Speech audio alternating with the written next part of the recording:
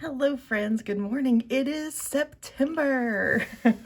I actually sat down this morning to do this activity myself and thought this would be a wonderful thing to record for YouTube. So today I'm going to talk about my card for the month from Sincerely the Tarot. So if you do not know Jordan Rain, you absolutely should. Sincerely 78 is a snail mail tarot offering where you receive a single tarot card each month, like a card in the flesh, and some activities to do, some readings, oracle cards that he's creating. This is sincerely one of my favorite parts of the month. However, my husband pointed out to me the other day that basically I open the card and I groan. And he's right, because the cards that I get from Sincerely call me out in a way that truly no other cards do. They're always just absolutely spot on. So this month I decided I would work with my card. Before I go any further, I want to acknowledge that I have both cats in my office. So that means we could have a little gray Mercial cat crawling across the screen. That means we could hear chaos as they chase each other through the house. That could mean nothing, but just so you know, we are in the presence of feline greatness. So let's talk about my card for last month was the Food Critic, which is the representation of the wheel. I've forgotten what deck this is, and I also don't have the name of the deck for this month, but I'll put it in the description box below. And I was really able to work with the wheel this month from a place of, in August, from this place of not expecting everything to make sense and recognizing the cycles of things. So this month, as we change the card, my card is the Five of Wands, which I'm not particularly excited about. And also my my little mantra card is here as well. The Fight underneath. So I decided to work with this energy from a logistical standpoint, from trying to put some of my assumptions and my understandings and the meaning that I have put on this card on the back burner a little bit, and actually going into accessing all of my resources, my guidebooks, my favorite things, to just widen my perspective on the Five of Wands. If I'm going to be working with it all month, how can I widen my perception, my understanding, what I'm looking for, what I'm thinking about. So I decided this morning to sit down with all of my guidebooks and actually, go deep into things I've studied in the past to round out my idea of the Five of Wands. Now, here's what you need to know about me. Put Chrissy in front of a room of a gazillion people and ask her to talk on anything, and Chrissy can do it. Like, no problem. Ask Chrissy to read in public and she freezes up. So the fact that we're going to be talking about guidebooks and I want to be reading from guidebooks, maybe the most uncomfortable thing I've done on YouTube. just so you know, a little bit of perspective for me. So I tried really hard to not, I actually intentionally did not wear my glasses as I pulled the cards from the deck and as I found the pages in the guidebook. So any reaction that you see to anything that comes out of the guidebook, whether that is boredom or repetition or surprise, anything you see that comes out of the guidebooks are going to be or other resources that I have are going to be sincerely surprised for me, because I did not grab my glasses until I had everything ready to go. So let's, I'm going to move this out of the way or I'm afraid I'll lose it. So let's talk about the Five of Wands today. So the first thing that I want to acknowledge is my big project for the fall is working on a musical tarot deck for my own use. I love the thought of opening up Spotify and hitting shuffle and having like the three songs that come up be my tarot reading for the day. So as of right now, I'm just getting everything settled. Like I've chosen Much Further to Go from Rosie Thomas as the song for the Five of Wands.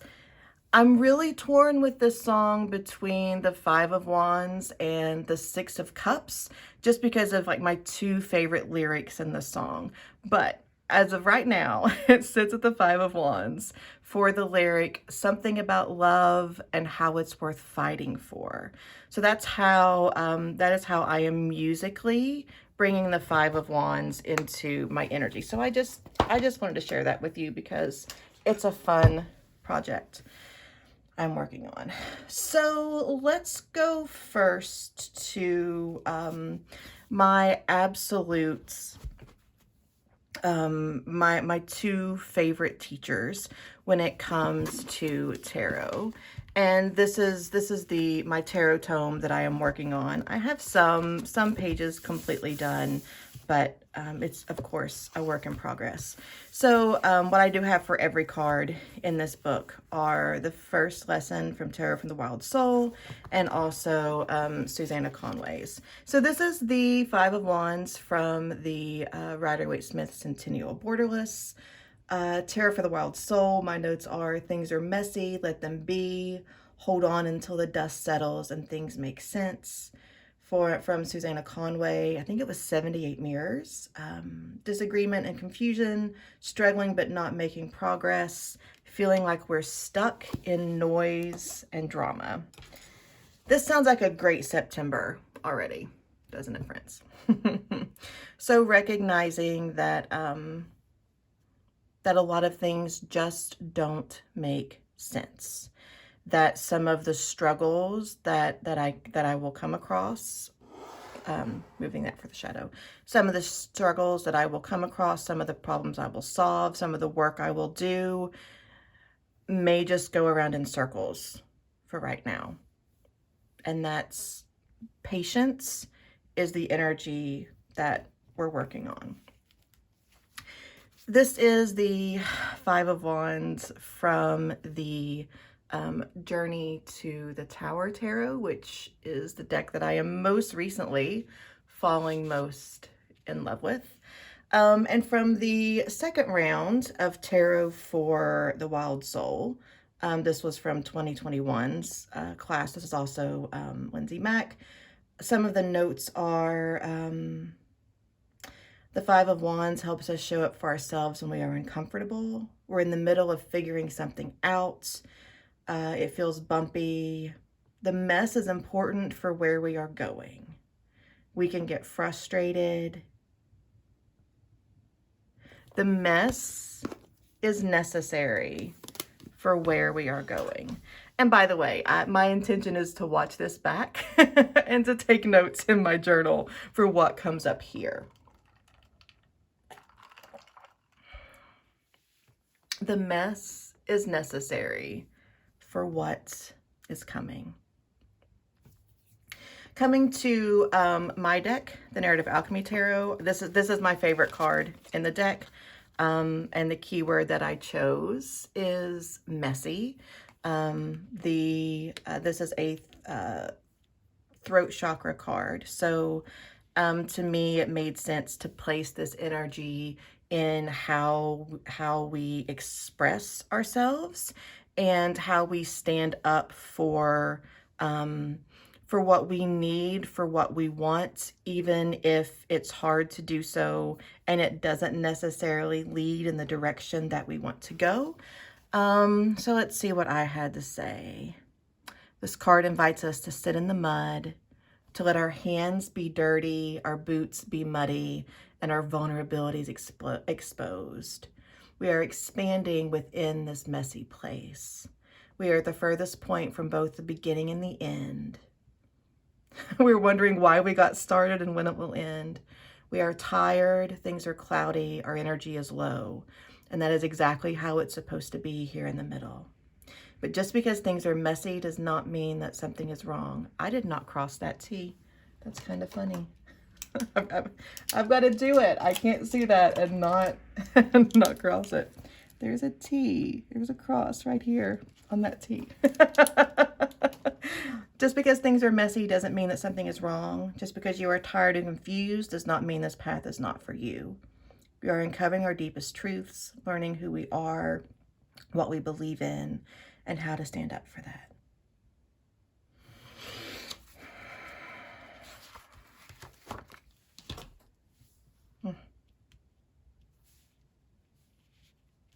So here we have 3 Rider-Waite-Smith images, and then my Narrative Alchemy Tarot. Let's go next to the Tarot Disassembled.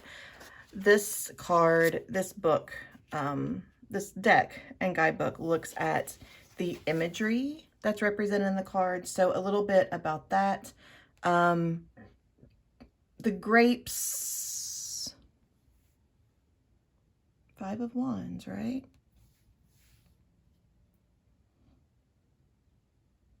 I don't see grapes in there, so I'm going to leave that out.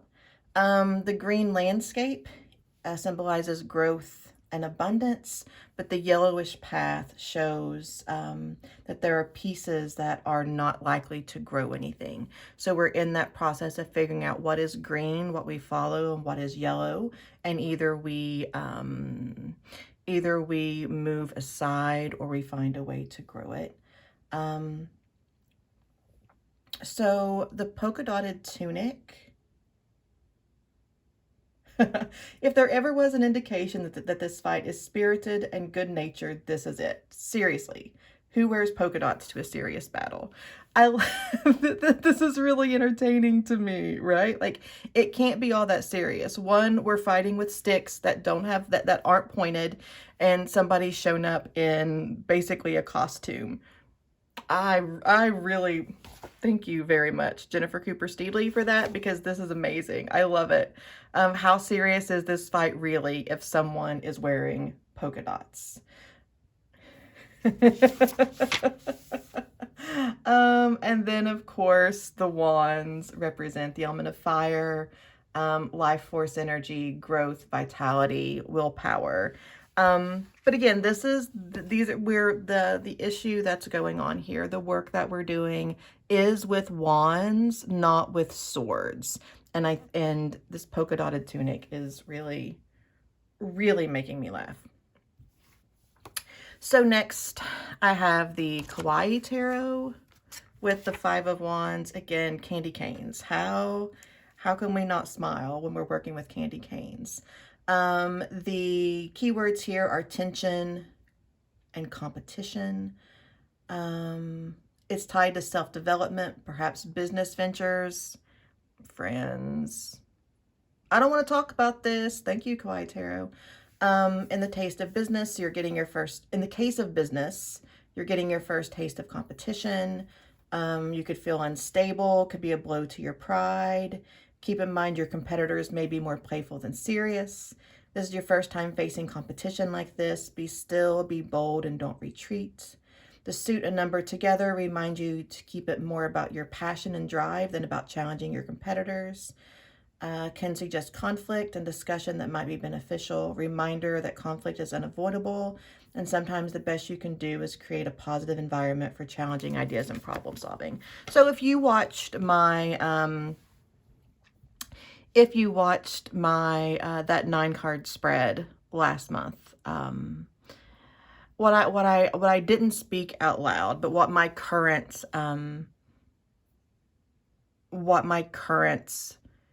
the work I'm doing right now is this balance between my Muggle work and my magic work. And the difference in the amount of energy it is taking to make money at one versus the other, and my exhaustion with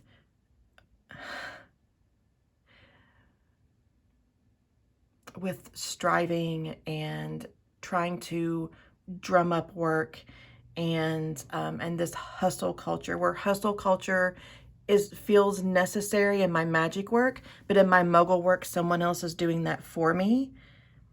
And it's so I really feel like my Five of Wands, this struggle is between what I'm good at and brings me easy money, but uses 60% of my gifts and 60% of Chrissy, versus my magic work, which I am excellent at and I get to use my whole self in, but it takes a lot of work to find financial security in it. And I've been balancing them really well for the last 2 years or so, but I think as we're all going back to the way things used to be, that piece of the awareness of the need of magic is not as big as it was. So my customer base for my magic work has dried up. So just all my cards out in front of you, I feel like this battle here is between my magic work, my muggle work, what I want, what feeds my family, what pays my mortgage, what I have the energy to put into. So that's, just to be clear, that I don't want to be vague. That is what is messy right now. So moving into the modern tarot, which I have marked with the tarot with color, which is all root chakra and third eye, which makes 100% perfect sense here, right? With my situation, what's physically, literally feeds me, what financially supports my family, versus what is my intuition telling me to do. So the Lord of Strife is the keyword here on this Five of Wands, and this could not be more accurate and appropriate. So just reading a little bit from Modern Tarot here, just because the first line absolutely cracked me up. The Five of Wands is a total pain in the ass card. It signifies anything from a stupid day that can't end soon enough to being surrounded by people who have become so consumed by ridiculous bullshit that it's affecting everything around them, yourself included. It rules competition.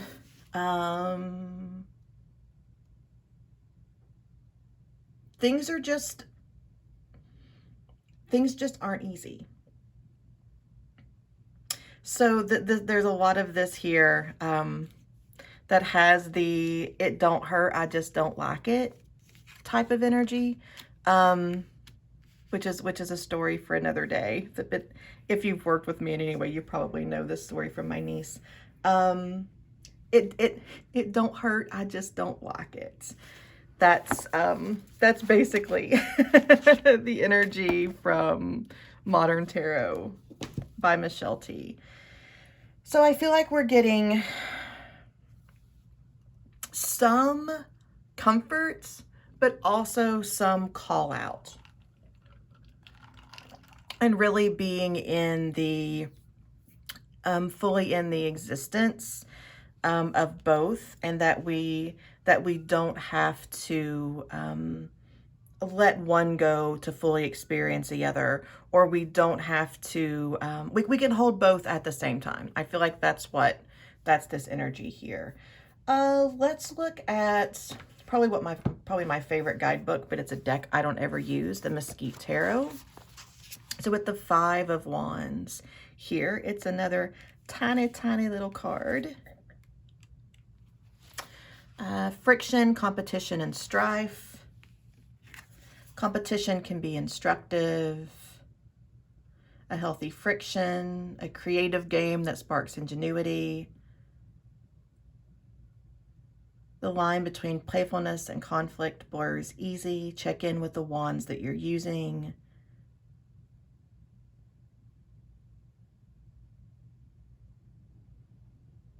Make sure it builds, advances your intention rather than chafes hostility or petty friction. So there's hope in this one. This one is the first one, the first guidebook that said competition can be instructive, can spark ingenuity. So thank you, thank you, Mesquite Tarot, for this reminder that this is productive energy, that we stay in it. Because of the resolution, knowing there will be a resolution, but we're in the middle and the resolution isn't here yet. Going to the Augenblick. Oh, yeah. So pulling against a stubborn donkey. When two or more passionate souls are facing off in a battle of wills with opposite goals, a little tension is bound to arise. It is a situation of active involvement. You're in it whether you like it or not. You must follow your own path, work on your own goals and ambitions.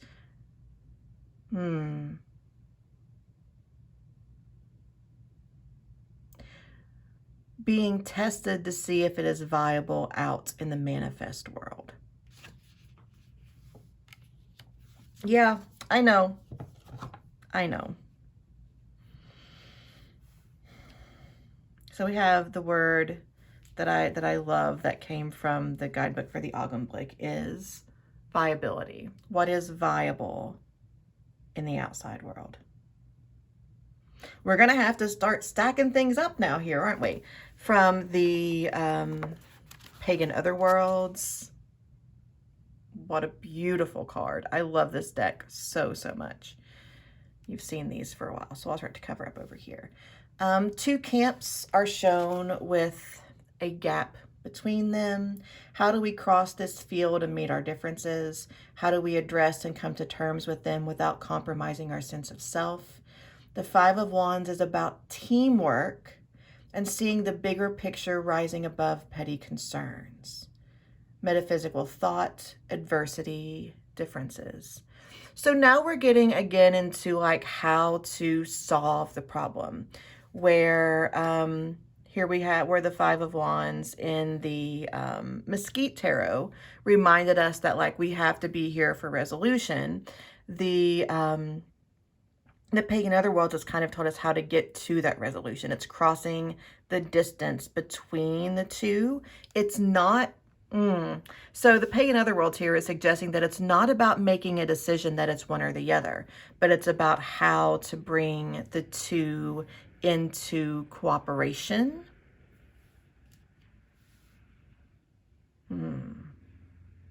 No one's going to win. No one's going to win. No one's going to go home with their tail tucked between their legs. This is we hash it out until we figure it out. But there isn't quitting and there isn't a winner. All right. All right, I'm getting on board with it.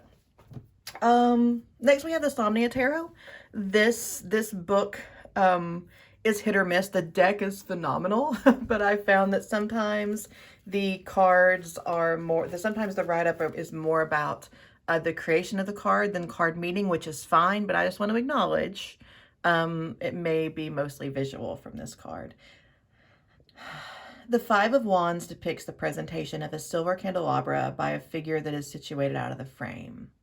Shining yet vulnerable, the flames begin to flicker in the wind. An opposing figure seizes this opportunity and begins to douse the flames with a pair of bellows. Bellows is a very fun word. I love the way that rolls off the tongue. Bellows. Bellows. Okay, Chrissy, focus. Similarly, a painter can spill their deepest emotions onto a canvas, presenting us with a heart-wrenching composition. Even in this moment of vulnerability, there will always be an individual who attempts to diminish the painter's creation with snide remarks. A malevolent opportunist will always attempt to ridicule those who express their truest selves. When malice is born from insecurity, the envious will aim to silence all those that outshine them. So what I'm seeing here for my situation overall is an awareness of how I'm snuffing myself out, and also how I am lighting flames that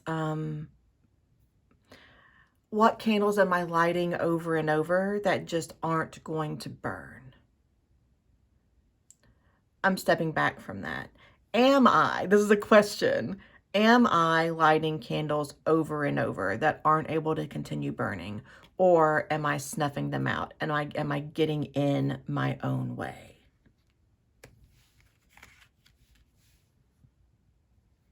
You surprised me there, Nicholas Bruno. I'm not going to lie.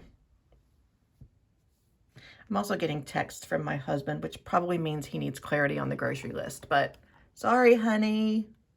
I'm recording for YouTube. All right, we have 3 decks left to go. So this is my little binder where I printed up the guidebook for the Tarot Volatile for my own use. So this deck, this depiction makes me laugh. Conflict, competition, disagreements.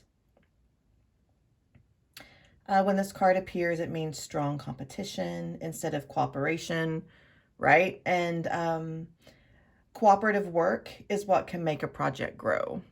So this is an invitation to see how the different pieces of myself work together instead of having really firm, clear boundaries and expectations, which is interesting.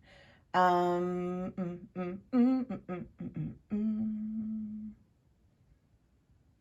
did the conflict inside your space affects productivity?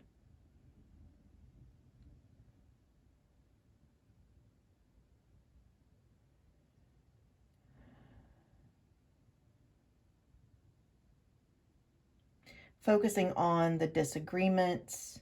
The tone here is again play instead of fighting, not letting our tempers become involved. I'm going to throw in not letting my emotions become involved, and let there be fun in this process. Improve yourself and your skills without bitterness. That is the Tarot Volatile energy. From the Tarot of the Drowning World, we have the 5 of Batons. A jumble, a rumble, a bundle, enough to juggle is also enough to tumble. How the assembled teams play determines how everything lands and whether anyone is injured. Abundance and riches, prizes won in contest, banter and debate that persuade or turn a profit. How the assembled teams play determine how everything lands. So there's really this energy here, kind of like we saw in the Pagan Otherworlds, of cooperation and balance instead of a side being right, a side winning. And then finally, we have the deck that I'm using this month, the Carnival at the End of the World. And here is the very, very, very flamey 5 of Wands. In a time of scarcity, competitors clash and combust. The flash and flare of anger can make a pyre that consumes all opponents. In conflict, there is a capricious resource that can be turned from menace to advantage. A volatile fuel that ignites easily, but when carefully tended, gives off the light and heat of inspiration and illumination. The quick and the decisive can traverse a path of glowing coals with nary a scorch. It is the hesitant and plodding whose toes will burn.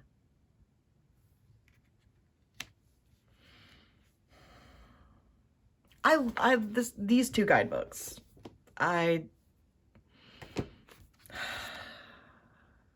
they're phenomenal. Sarah Faulkner, just yes.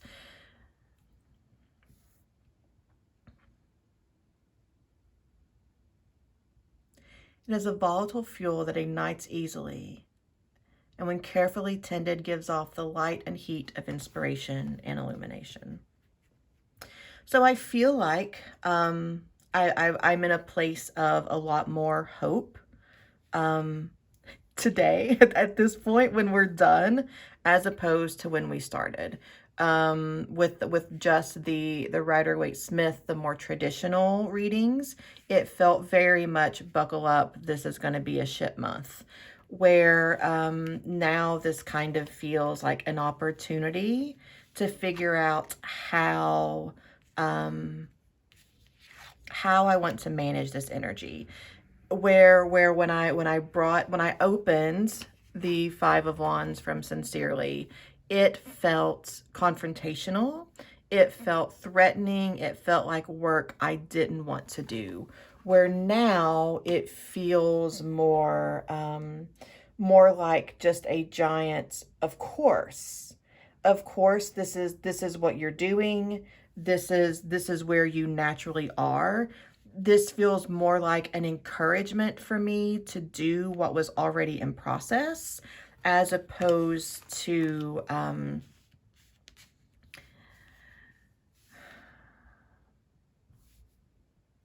this feels like a yes, Chrissy, as opposed to a Chrissy do. This now feels like this giant permission slip to figure it out, to not feel like, because the way that I tend to operate is I try something as an experiment and see if it works, and I make quick decisions. This surprises very few of you, I'm sure. I tend to make quick decisions and then see if they work, and then pivot quickly and see if that works. Where this feels like more like, let it stew, let it be messy, ask the questions, let things talk to each other. I did make a few actions based on the 9-card spread I did last month with the Tarot Volatile. So I did make a little movement in one direction, and then I very quickly said, no, wait, what about this? And I don't know that that's going to work.